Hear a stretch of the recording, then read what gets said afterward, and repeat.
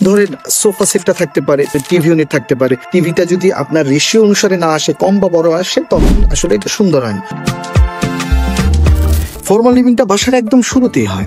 এখন পর্যন্ত যতগুলো অ্যাপার্টমেন্টে কাজ করেছি, সেখানে আসলে আমরা ফর্মাল লিভিং এর একটা বেশ ভালো প্যাটার্ন বুঝতে পেরেছি।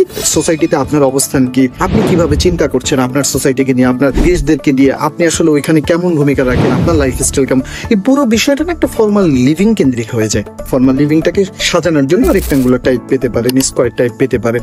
এখন এই জিনিসটাকে আসলে কিভাবে একটা এলিগেন্ট টাইপ আনতে পারে, এই সমস্ত বিষয় নিয়ে কাজ করার জন্য ছোট বেশ কিছু বিষয় রয়েছে। ধরেন সোফা সেটটা থাকতে পারে, একটু এন্টারটেনমেন্ট পারপাসে আপনার টিভি ইউনিট থাকতে পারে। আপনার তো ডেফিনেটলি স্কাইলাইটের প্রয়োজন আছে, এয়ার ফ্লোর প্রয়োজন রয়েছে। এই জায়গাটাতে আপনার একটা কার্টেন থাকতে পারে। ধরেন আপনি একটা সুন্দর সোফা ইউনিট করলেন, এই সোফাটা অবশ্যই কাস্টমাইজ হতে হবে। আপনার স্পেস অনুযায়ী তো কেউ সোফা বানিয়ে রাখে না। এই সোফার ক্ষেত্রে আপনি কোন ধরনের টেক্সচার ইউজ করতে পারেন, ভেলভেট ইউজ করতে পারেন, বুকলে ফেব্রিক্স ইউজ করতে পারেন, কটন ইউজ করতে পারেন। কিন্তু ভেলভেটের ভিতরে সাধারণত একটা এলিগেন্ট ভাইবস চলে আসে। এটার ভিতরে অনেক ধরনের ভেলভেট আছে। গসিপিং এর জায়গায় একটু আরাম করে বসে একটু টিভি দেখায়, বিভিন্ন প্রোগ্রাম যদি আমরা এনজয় করতে চাই, সেক্ষেত্রে টিভি ইউনিটটা দারুণভাবে কাজ করে। অনেকে ভুল করেন, টিভি ইউনিটের দুই পাশে আসলে আপনারা এক্সট্রা স্টোরেজ নেওয়ার চেষ্টা করেন। দেখুন একটা ফ্ল্যাট শেপ, টিভির যতটুকু স্পেস রয়েছে হালকা করে একটু স্টোরেজ করে নিচের দিকে, একটু লাইটিং দেয়া। টিভিটা যদি আপনার রেশিও অনুসারে না আসে, কম বা বড় আসে, তখন আসলে এটা সুন্দর হয়।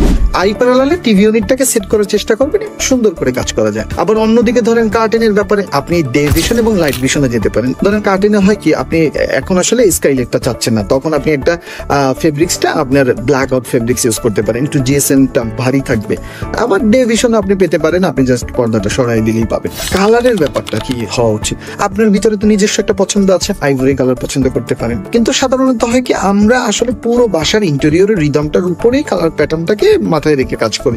একটা কোজি এনভায়রনমেন্ট ক্রিয়েট করার জন্য আপনার লাইটিং এর, সিলিং এর যে বিষয়টা থাকে, যেমন আমরা ওয়ার্ম লাইট ইউজ করি, কতটুকু পরিমাণ ইউজ করতে পারি, আমরা মিল্ক হোয়াইট যে লাইটগুলো আছে সেগুলো ইউজ করি। পরিমাণটাকে আমরা নির্ধারণ করার চেষ্টা করি যে ওইখানে কি পরিমাণ আলো আছে, রাত্রে আমরা কি পরিমাণ আলো পাবো। সো অনেকগুলো বিষয় রয়েছে যে বিষয়গুলো নিয়ে আমরা আসলে কাজ করি।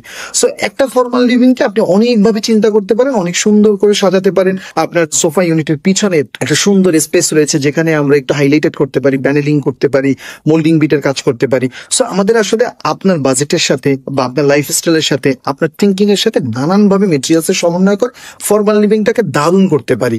টি টেবিলের ইউজটাও খুব দারুণভাবে করতে পারি, যাতে করে আমাদের খাবারের প্রেজেন্টেশনের সময় কোনো ধরনের প্রবলেম না হয়। এটা আসলে সোফার উপরে নির্ভর করে স্টাইলটা কেমন হবে টি টেবিলে। সো এই বিষয়গুলোকে নিয়ে ডিজাইনারের সাথে বসে যদি আপনি আলোচনা করে একটু সর্ট আউট করে নিতে পারেন, আপনার কাজটা কিন্তু দুর্দান্ত এবং দারুণ হবে। ধন্যবাদ।